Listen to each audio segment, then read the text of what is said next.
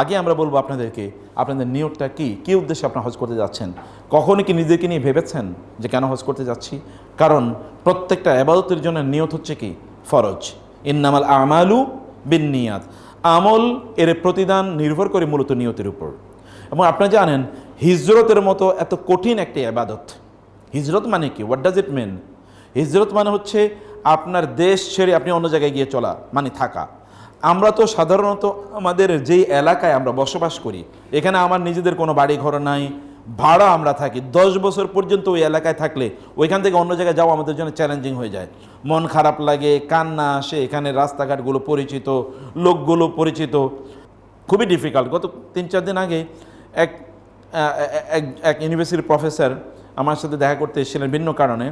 তো আমাদের অফিসে এসেছেন। এখন উনি এসে সেখানে, উনি একটা ইউনিভার্সিটিতে তিনি চাকরি করেন, এখানে তার স্ত্রী সন্তানদেরকে নিয়ে থাকেন। কিন্তু ওইখানে যেহেতু থাকছেন মাত্র 2-3 মাস হলো বা 3-4 মাস হলো, কিন্তু ওইখান থেকে এখন তারা আবার তাদের সন্তানদেরকে একটা স্কুলে ভর্তি করেন, ইসলামিক স্কুলে। এই কারণে তারা শিফট করতে চান, কিন্তু তার স্ত্রী কোনোভাবে রাজি না। কেন রাজি না? কারণ ওইখানে গিয়েছে, নতুন ফ্রেন্ড সার্কেল তৈরি হয়েছে, ওইখানে একদা হয়েছে হুল্লোড় করে সবাই মিলে থাকে। কিভাবে ওই এলাকা ছেড়ে আসবে? এতটুকু এলাকা ছেড়ে যাওয়া যায় না।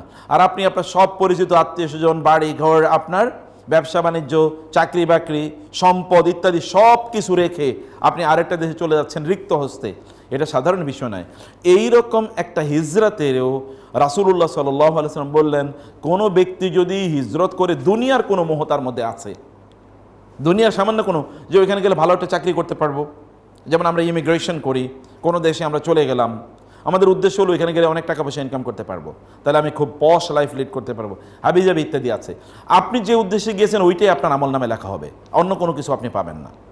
আপনার যদি নিয়ত হয় যে না, আমি এখানে দিন প্র্যাকটিস করতে পারছি না, আমি ওইখানে যাচ্ছি দিন প্র্যাকটিস করতে পারবো এখানে মোর, অথবা এখানে আমি দাওয়াতি কাজ করতে পারছি না, ওইখানে আমি দাওয়াতি কাজ করতে পারবো, বা এখানে আমি নামাজ পড়তে পারি না, মসজিদ কাছাকাছি নাই, ওইখানে আমি গেলে মসজিদ কাছাকাছি পাবো, বা এখানে আমার বাচ্চাদেরকে দিনই কোনো পরিবেশ আমি দিতে পারছি না, ওইখানে গেলে দিনই পরিবেশ পাবো, এখানে আমি যে পরিবেশে আছি এখানে গান বাদ্য ইত্যাদি নিয়ে ব্যস্ত আছে, আমি আরেকটা জায়গায় যাবো যেখানে মোর ইসলামিক। এই যে অনেক দেয়ার মেনি আদার রিজনস, সবগুলো যদি কোনো না কোনোভাবে একটা হলিনেসের সাথে সম্পৃক্ত থাকে, তাহলে আপনি সেরকম সাও পাবেন। আপনি ধরেন একটা ফ্ল্যাট নিলেন, আপনি নেওয়ার সময় আপনি দক্ষিণা বাতাস খাবেন এই উদ্দেশ্যে আপনি নিলেন, যে দক্ষিণ থেকে বাতাস আসবে এই উদ্দেশ্যে আপনি নিলেন না। আপনার যদি উদ্দেশ্যটা এরকম থাকে দক্ষিণ থেকে বাতাস আসুক বা সেটা ভিন্ন বিষয়, কিন্তু এই দিক থেকে আমি জানালাটা খুলে রাখতে পারবো, তাইলে আমি কমপক্ষে আজানের আওয়াজটা আমার কানে আসবে, এর মাধ্যমে আমি অন্তত আজানের উত্তর দিতে পারবো। আপনি একই জিনিস পেয়ে যাবেন বটে, কিন্তু আপনি এর মধ্যে সওয়াব, আপনার ওই জায়গায় অবস্থান করাটা আপনার পুরোটাই একটা সওয়াবে পরিণত হয়ে যেতে পারে। নিয়ত একজন ব্যক্তির তার প্রত্যেকটা কাজকে এরকম পটেনশিয়াল একটা হাইলি রিওয়ার্ডিং একটা ইবাদতে পরিণত করতে পারে। আমরা সেই জন্য বলবো শুরুতেই আপনাদেরকে চিন্তা করা যে আপনি কেন এই হজ বা উমরা করতে আপনি কেন যাচ্ছেন, এটি না আপনি একবার একটু ভাবুন, একবার চিন্তা করুন অনুগ্রহ করে।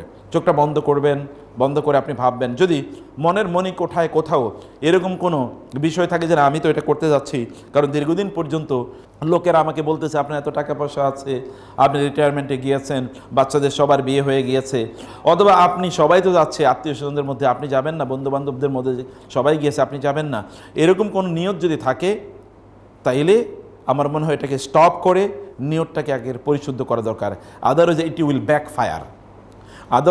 ব্যাকফায়ার।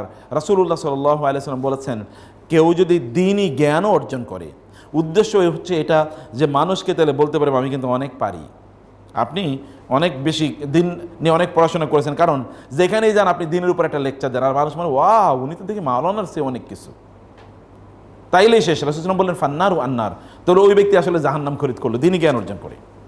আর কোরআনে ফাওয়াইলুল লিল মুসাল্লিন আল্লাযীনা হুম আন সলাতিহিম সাহুন আল্লাযীনা হুম ইউরাউন, যারা মানুষকে দেখানোর জন্য নামাজ পড়ে তারা যাবে হলো ওয়াইল দোজখে। ওয়াইল একটা উপত্যকার নাম জাহান্নামের, কেউ কেউ বলেছেন, এরকম বর্ণনাও আছে। ওয়াইল is a valley in the hell fire, in the bottom of the hell fire, যেখানে নামাজ পড়াওয়ালা লোকেরা সেখানে যাবে। নামাজ পড়াওয়ালা লোকেরা, that is specially designated for the people those who perform their সালাহ in order to show of.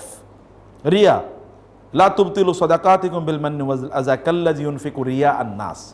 আপনি দান সাদাকা করলেও কিন্তু আপনার জাহান্নামে যেতে হবে। কারণ কি দান সাদাকা করেছেন? To show off, to be acclaimed by the people, লোকেরা আপনাকে সম্মান করবে। আমি এই জন্য বলবো যে নিয়তকে, আমরা বলছি শুরুতেই নিয়তকে পরিশুদ্ধ করুন।